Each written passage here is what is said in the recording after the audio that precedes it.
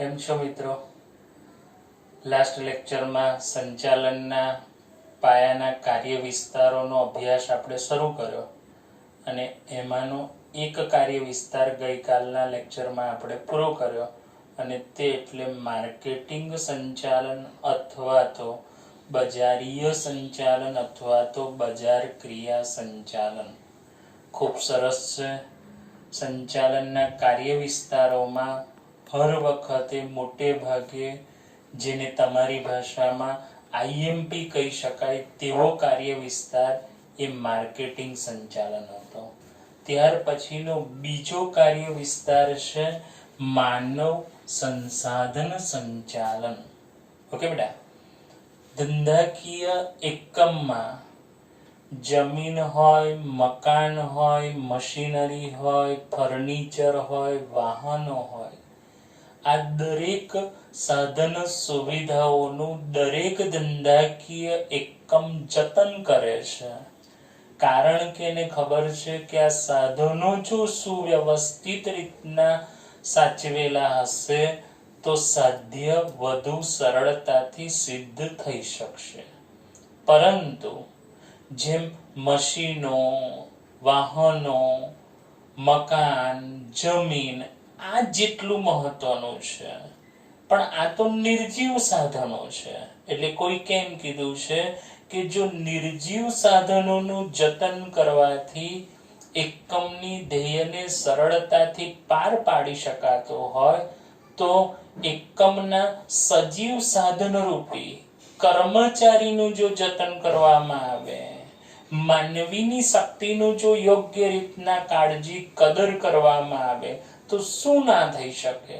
અને પરિણામે વર્તમાનમાં ધંધાકીય એકમમાં કામ કરતા કર્મચારીઓની પણ એકમમાં તેને એક મૂલ્યવાન મિલકત સમજીને તેને સ્વીકારવામાં આવે છે, તેને તે બાબતને ગણવામાં આવે છે. કેમ તો કે વર્તમાનમાં દરેક ધંધાકીય એકમને સમજાયું છે કે નિર્જીવ સાધન કરતા સજીવ સાધનની જો કાળજી લેવામાં આવે, કદર કરવામાં આવે તો ધંધાકીય એકમના ધ્યેયને વધુ સરળતાથી સિદ્ધ કરી શકાય. કારણ કે આ બધા જ નિર્જીવ સાધનોનો ઉપયોગ કરનાર કોણ છે? કર્મચારી છે. અને એટલે જ વર્તમાનમાં જેમ અન્ય સાધનોની કાળજી માટેની વ્યવસ્થા ઉદ્ભવી તેમ કર્મચારીઓની પણ કાળજી રાખવા માટે જે એક સંચાલકીય વિસ્તાર અસ્તિત્વમાં આવ્યો એને કહેવાય છે માનવ સંસાધન સંચાલન. શેના માટે? કર્મચારીઓને માત્ર નિર્જીવ સાધન ન ગણતા કર્મચારીને એક સજીવ સાધન ગણી, કર્મચારીને ઉત્પાદનના અન્ય સાધનો તરીકે ન સ્વીકારતા કર્મચારીને એક મૂલ્યવાન મિલકત સમજવામાં આવે અને તે રીતના તેનું યોગ્ય સંચાલન થાય તે માટેનો એક આધુનિક ખ્યાલ અને તેને કહેવાય છે માનવ સંસાધન સંચાલન. અને એટલે વર્તમાનમાં માનવ સંસાધન સંચાલન નો કાર્ય વિસ્તાર એ અત્યંત મહત્વનો બન્યો છે. તો એક્ઝેક્ટલી આવું માનવ સંસાધન સંચાલન એટલે શું? તો કે માનવ સંસાધન સંચાલન એટલે ધંધાકીય એકમમાં કામ કરતા કર્મચારીઓની ધંધાકીય એકમમાં કામ કરતા કર્મચારીઓ પાસે જુદી જુદી કૌશલ્યતા હોય, જ્ઞાન હોય, બુદ્ધિ હોય, ગમો, અણગમો, વ્યક્તિગત વિકાસ, તેની જરૂરિયાત, આ બધી બાબતો હોય દરેક કર્મચારીઓ પાસે. તો એ તમામ બાબતોને ધ્યાનમાં લઈ તેને કંપનીના ઉદ્દેશો સાથે સાંકળી દેવામાં આવે. આ તમામ બાબતોને ધ્યાનમાં લઈ તેને એમનેમ ઉપયોગ ન કરવામાં આવે, પરંતુ તેને કોની સાથે? કંપનીના ઉદ્દેશો સાથે સાંકળી દેવામાં આવે કે જેનાથી ધંધાને સફળતા અને નફાકારકતાના માર્ગ તરફ લઈ જઈ શકાય. તો આવી ધંધાને સફળતા અને નફાકારકતાના માર્ગ તરફ લઈ જવાની જે પ્રક્રિયા છે એને કહેવાય છે માનવ સંસાધન સંચાલન. 1 માર્ક કે 2 માર્કમાં પૂછાય કે માનવ સંસાધન સંચાલન એટલે શું? તો કે માનવ સંસાધન સંચાલન એટલે ધંધાકીય એકમમાં કામ કરતા કર્મચારીઓની જે આવડત છે, જે કૌશલ્યતા છે, જે જ્ઞાન છે, જે બુદ્ધિ છે, જે ગમો અણગમો, તેનો વ્યક્તિગત વિકાસ, તેની જરૂરિયાત, આ બધાને ધ્યાનમાં લેવાની અને એ બધાને કોની સાથે? કંપનીના ઉદ્દેશો સાથે સાંકળી લઈ કે જેનાથી કંપનીને વધુ નફાકારક અને સફળતાના માર્ગ તરફ લઈ જઈ શકાય. આવી એક પ્રક્રિયાને શેની તરીકે? માનવ સંસાધન સંચાલન તરીકે ઓળખાય છે. હજુ એકવાર, માનવ સંસાધન સંચાલન એટલે ધંધાકીય એકમમાં કામ કરી રહેલા કર્મચારીઓની કૌશલ્યતા, જ્ઞાન, બુદ્ધિ, આવડત, ગમો અણગમો, જરૂરિયાત, વ્યક્તિગત વિકાસ, આ બધી બાબતોને ધ્યાનમાં લેવાની અને તેને ધંધાકીય એકમના ઉદ્દેશો સાથે સાંકળવાની. બાળક પાસે ઘણું બધું હોય પણ એ બાબતને ધ્યાનમાં જ લેવામાં ન આવે અને તેના અભ્યાસ સાથે તેને જો જોડવામાં ન આવે તો જે સારું પરિણામ આપવું જોઈએ તે આવે નહીં. એવી રીતના દરેક કર્મચારી પાસે એની એક જ્ઞાન છે, એની પાસે એક આવડત છે, એનો એક ગમો છે, એની એક જરૂરિયાત છે, એનો એક વ્યક્તિગત વિકાસ છે. આ બધું જ છે. આ બધાને ધ્યાનમાં લેવાની. આ બધાની બાબતને પછી કોની સાથે? તો કે ધંધાકીય એકમના ઉદ્દેશો સાથે સાંકળી લેવામાં આવે કે જેનાથી ધંધો કે કંપની વધુ નફાકારકતા અને સફળતાના માર્ગ તરફ લઈ જઈ શકાય. આવી એક પ્રક્રિયાને શેની તરીકે? માનવ સંસાધન સંચાલન તરીકે ઓળખાય છે. ઓકે બેટા, એટલે ઇન શોર્ટમાં કેવું હોય તો કર્મચારીમાં રહેલું જે પોટેન્શિયલ છે, જે શક્તિ છે, જે આવડત છે એને ધ્યાનમાં લેવાની, તે આવડતને ઉદ્દેશો સાથે જોડી દેવાની, જેના કારણે કંપની વધુ નફાકારક અને સફળતાના માર્ગ તરફ લઈ જવાની આ પ્રક્રિયાને શેની તરીકે? માનવ સંસાધન સંચાલન તરીકે ઓળખાય છે.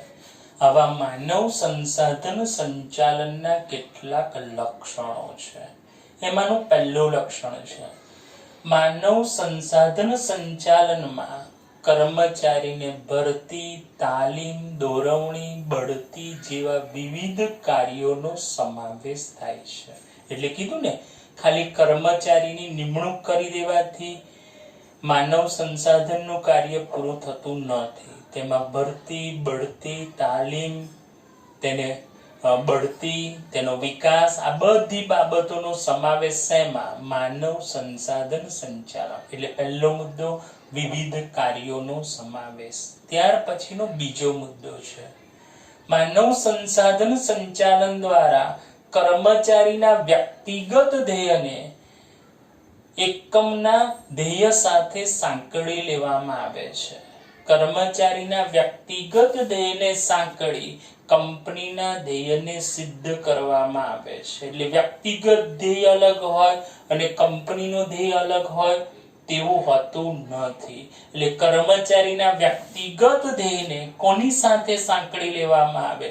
કંપનીના ધ્યેય સાથે સાંકળી લેવામાં આવે કે જેનાથી કંપનીનો ધ્યેય વધુ સારી રીતના સિદ્ધ થઈ શકે. એટલે બીજો મુદ્દો, વ્યક્તિગત ધ્યેયને સાંકળી લઈ કંપનીના ધ્યેયને સારી રીતે સિદ્ધ કરવામાં આવે છે. ત્રીજું લક્ષણ, માનવ સંસાધન સંચાલનનું મુખ્ય કાર્ય કર્મચારીઓને એકમની અમૂલ્ય મિલકત સમજી અને તેનું સંચાલન કરવાનું છે. માનવ સંસાધન સંચાલનનું મુખ્ય કાર્ય એકમની મૂલ્યવાન મિલકત સમજી અને તેનું સંચાલન, નહીં કે ઉત્પાદનનું એક ભૌતિક સાધન. ભૌતિક સાધન એટલે યંત્ર નહીં, પરંતુ એને સજીવ અને મૂલ્યવાન મિલકત સમજી અને તેનું સંચાલન. એટલે ત્રીજો મુદ્દો મૂળભૂત કાર્ય, પહેલો મુદ્દો વિવિધ કાર્યો, બીજો મુદ્દો વ્યક્તિગત ધ્યેયને કંપનીના ધ્યેય સાથે સાંકળી કંપનીના ધ્યેયને સારી રીતના સિદ્ધ કરવામાં આવે છે. ત્રીજો મુદ્દો તેનું મૂળભૂત કાર્ય, કર્મચારીને એકમની સજીવ મૂલ્યવાન મિલકત સમજી અને તેનું શું કરવાનું, ત્યાર પછી ચોથું માનવ સંસાધન સંચાલન દ્વારા કર્મચારીને યોગ્ય તાલીમ આપી અને વિકાસ માટેની યોગ્ય કાર્યવાહી કરવામાં આવે છે. એટલે જ્યારે પણ કર્મચારી એકમમાં અપોઇન્ટ થાય, નિમણૂક થાય, ત્યારે એનો હેતુ વર્ષો સુધી એની એ સ્થિતિમાં રહેવાનો નથી હોતો. એને ખબર છે કે હું એક સામાન્ય કર્મચારી તરીકે આવ્યો હોય તો પછી હું સુપરવાઇઝર બનવો જોઈએ, પછી હું અધિકારી બનવો જોઈએ. આ સ્ટેપ બાય સ્ટેપ એને એક ચાન્સ મળવો જોઈએ. એટલે અહીંયા લખ્યું છે કે માનવ સંસાધન સંચાલન દ્વારા કર્મચારીને યોગ્ય તાલીમ આપી તેના વિકાસ માટેની યોગ્ય કાર્યવાહી કરવામાં આવે છે. પહેલું લક્ષણ વિવિધ કાર્યો, બીજું લક્ષણ વ્યક્તિગત ધ્યેયને કંપનીના ધ્યેય સાથે સાંકળી લેવામાં આવે, ત્રીજું લક્ષણ મૂળભૂત કાર્ય, ચોથું લક્ષણ તાલીમ આપી અને વિકાસ માટેની કાર્યવાહી કરવામાં આવે છે કે જેનાથી ડે બાય ડે તે પ્રગતિ કરતો રહે, જેનાથી તેને એકમમાં વધુ ઉત્સાહથી કામ કરવાનું મન થાય. ત્યાર પછીનું આગળનું પાંચમું કાર્ય છે માનવ સંસાધન સંચાલન દ્વારા કર્મચારીની કામગીરીનું યોગ્ય મૂલ્યાંકન કરી તેમનું યોગ્ય સ્થાન નિશ્ચિત કરવામાં આવે છે. ગમે તે સ્થાને ગમે તે કર્મચારીની નિમણૂક થઈ જાય તેવું હોતું નથી. માનવ સંસાધન સંચાલન દ્વારા કર્મચારીની કામગીરીનું યોગ્ય મૂલ્યાંકન થાય અને એને આધારે તેનું યોગ્ય સ્થાન નિશ્ચિત થાય. પરિણામે જે કર્મચારી જે સ્થાન માટે યોગ્ય છે તે જ કર્મચારીની તે સ્થાને નિમણૂક થતા તેને કામ કરવામાં વધુ મજા આવે છે, કામ કરવામાં વધુ રસ પડે છે. ઓકે, એટલે પહેલો મુદ્દો વિવિધ કાર્યો, બીજો મુદ્દો વ્યક્તિગત ધ્યેયને કંપનીના ધ્યેય સાથે, ત્રીજું મૂળભૂત કાર્ય, ચોથું તાલીમ દ્વારા વિકાસની કાર્યવાહી, પાંચમું યોગ્ય સ્થાન નક્કી કરવામાં આવે છે. ત્યાર પછીનું છઠ્ઠું માનવ સંસાધન સંચાલન દ્વારા કર્મચારીને યોગ્ય સંચાલનનું કાર્ય કરી શકાય અને એનાથી કર્મચારી ફેરબદલી દર ઘટે છે અને કુશળ કર્મચારીને લાંબા ગાળા સુધી ટકાવી શકાય છે. એટલે કર્મચારીનું યોગ્ય સંચાલન થતા તેને યોગ્ય સમયે બઢતી, યોગ્ય સમયે તાલીમ, યોગ્ય સમયે વિકાસ થતા કર્મચારી સંતુષ્ટ થાય અને સંતુષ્ટ થયેલો કર્મચારી એકમ છોડીને જતો નથી અને એટલે તેનો ફેરબદલી દર ઘટે અને કુશળ કર્મચારી વર્ગ એકમમાં સ્થિર થાય છે. ઓકે, એટલે કર્મચારી ફેરબદલી દર ઘટે છે અને કુશળ કર્મચારી એકમમાં ટકી રહે છે. અને છેલ્લું લક્ષણ માનવ સંસાધન સંચાલન દ્વારા કર્મચારીને યોગ્ય વાતાવરણ પૂરું પાડવામાં આવે છે, તેથી તેનો જુસ્સો વધે છે, તેની કાર્યક્ષમતામાં વધારો થાય છે અને પરિણામે કંપનીને તે વફાદાર બની કંપનીના મૂલ્યોને સાચવી અને તે વધુ સારી રીતના કામ કરવા માટે પ્રેરાય છે અને તેના દ્વારા એકમનો ધ્યેય સરળતાથી સિદ્ધ કરી શકાય છે. છેલ્લો મુદ્દો ફરી એકવાર યોગ્ય વાતાવરણ પૂરું પાડવામાં આવે. યોગ્ય વાતાવરણ મળતા કર્મચારીનો ઉત્સાહ, કર્મચારીનો જુસ્સો, કર્મચારીની કાર્યક્ષમતામાં વધારો થાય. પરિણામે તે કંપનીના મૂલ્યોને જાળવીને કામ કરે છે. વફાદારીથી કામ કરવું, પ્રામાણિકતાથી કામ કરવું, આ એટલે મૂલ્યો. કર્મચારી એકમના મૂલ્યોને જાળવે છે અને મૂલ્યોને જાળવીને જ્યારે એકમમાં કર્મચારી કામ કરે તો એકમનું ધ્યેય સિદ્ધ થાય. એટલે છેલ્લો મુદ્દો વાતાવરણ. ફરી એકવાર પહેલું લક્ષણ વિવિધ કાર્યો, બીજું લક્ષણ વ્યક્તિગત ધ્યેયને કંપનીના ધ્યેય સાથે સાંકળી લેવામાં આવે, ત્રીજું મૂળભૂત કાર્ય, ચોથું તાલીમ દ્વારા વિકાસ અંગેની કાર્યવાહી, પાંચમું યોગ્ય સ્થાન નક્કી થાય છે, છઠ્ઠું કર્મચારી ફેરબદલી દર ઘટે છે અને સાતમું યોગ્ય વાતાવરણ પૂરું પાડવામાં આવે છે. પરિણામે તેનો ઉત્સાહ જુસ્સો વધે, તેની કાર્યક્ષમતા વધે, તે કંપનીના મૂલ્યોને સ્વીકારીને કામ કરશે અને પરિણામે એકમનું ધ્યેય પણ સિદ્ધ થાય છે. અહીંયા આગળ તમારા માનવ સંસાધન સંચાલનના લક્ષણો ફિનિશ થાય છે. હવે તમને જે માનવ સંસાધન સંચાલનનું જે મહત્વ આપેલું છે, જે અત્યાર સુધી આપણે જોયું, એ જ શબ્દો એ જ રીતના અહીંયા આગળ એકદમ ટૂંકમાં આપેલા છે. ખાલી તમે ચોપડીનું પેજ નંબર 11 જોશો એટલે મહત્વના 2 મુદ્દા એના ઉપર છે અને 10મા પેજ ઉપર બાકીના મુદ્દા છે, જે એકદમ સરળ છે. ખાલી હું અહીંયા આગળથી એક્સપ્લેન કરું છું વાંચીને, તમારી ચોપડી તમારી સાથે તે વખતે રાખવાની છે એટલે તમને ઈઝી પડશે. એમાંનો પહેલો મુદ્દો છે મહત્વનો કે કર્મચારીઓની કાર્યક્ષમતામાં વધારો થાય છે, જે આગળ આવી ગયું. યોગ્ય વાતાવરણ પૂરું પાડવામાં આવે, પરિણામે તેનો જુસ્સો વધે, તેની કાર્યક્ષમતા વધે એટલે કાર્યક્ષમતામાં વધારો. ત્યાર પછી બીજું, એકમની નફાકારકતામાં વધારો થાય છે, કારણ કે કર્મચારીની શક્તિનો મહત્તમ ઉપયોગ થાય છે એટલે એકમની સાધનોનો શું નહીં બગાડ નથી થતો, પરિણામે એકમની નફાકારકતામાં વધારો. પહેલું કાર્યક્ષમતામાં વધારો, બીજું નફાકારકતામાં વધારો. અહીં આગળ સેજ અંડરલાઈન કરતો જાઉં છું મુદ્દા. પહેલું કાર્યક્ષમતામાં વધારો, બીજું નફાકારકતામાં વધારો. ઓકે. ત્યાર પછી ત્રીજું છે એકમની પ્રતિષ્ઠામાં વધારો. બિલકુલ, મૂલ્યો જાળવીને કામ કરે છે કર્મચારી અને પરિણામે પ્રમાણિકતાથી, ખંતથી વસ્તુ પણ યોગ્ય મટીરીયલનો ઉપયોગ થાય છે, પરિણામે એકમની પ્રતિષ્ઠામાં પણ શું થાય છે? વધારો. ત્યાર પછીનો ચોથો મુદ્દો છે ઉત્પાદિત વસ્તુ કે સેવાની ગુણવત્તાના ઊંચા ધોરણો જળવાય છે. એટલે ગુણવત્તાના ઊંચા ધોરણો જળવાય છે, જે આગળ મેં વાત કરી. ગુણવત્તાના ઊંચા ધોરણો જળવાય છે. કેમ? તો કે કર્મચારી કંપનીના મૂલ્યો સાચવીને કામ કરે છે, પરિણામે મટીરીયલમાં પણ શું નહીં?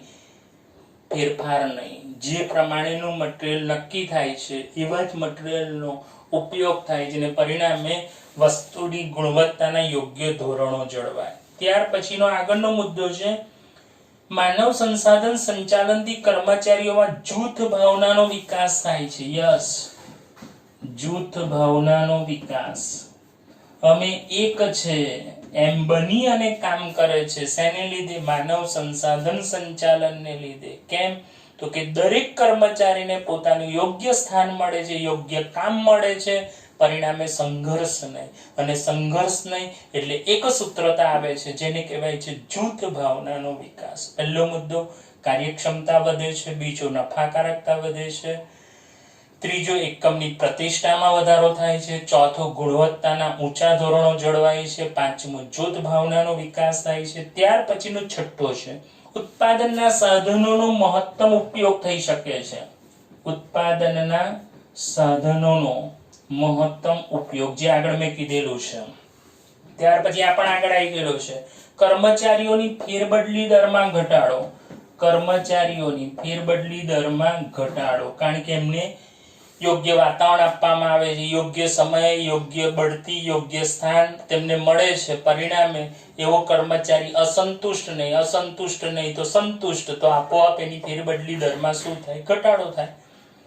ત્યાર પછીનો આગળનો મુદ્દો છે કર્મચારીઓના સંતોષમાં વધારો. બિલકુલ એની સાથે જોડાયેલો મુદ્દો, કર્મચારીઓના સંતોષમાં વધારો. જો એકની એક જ વાતો આવે છે, તમને આવડતું હોય તો ઈઝીલી મુદ્દા પાડીને તમે લખી શકો છો.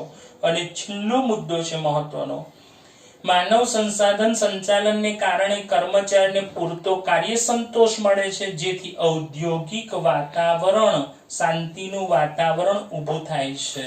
સંતોષનું વાતાવરણ મળે છે, પૂરતો કાર્ય સંતોષ અને એને કારણે ઔદ્યોગિક શાંતિનું વાતાવરણ બની રહે છે. શેને લીધે? માનવ સંસાધન સંચાલનને લીધે. ફરી એકવાર, કાર્યક્ષમતામાં વધારો, એકમની નફાકારકતામાં વધારો, પ્રતિષ્ઠામાં વધારો, ગુણવત્તાના ઊંચા ધોરણો જાળવી શકાય છે, જૂથ ભાવનાનો વિકાસ, ઉત્પાદનના સાધનોનો મહત્તમ ઉપયોગ, કર્મચારીના ફેરબદલી દરમાં ઘટાડો થાય, કર્મચારીના સંતોષમાં વધારો થાય છે. સંતોષમાં વધારો થવાથી ઝઘડા ઝઘડી થતા નથી અને પરિણામે એકમમાં, ઔદ્યોગિક એકમમાં એક શાંતિનું વાતાવરણ બની રહે છે. આને કહેવાય છે માનવ સંસાધન સંચાલનનું મહત્વ. આટલા મુદ્દાઓ છે.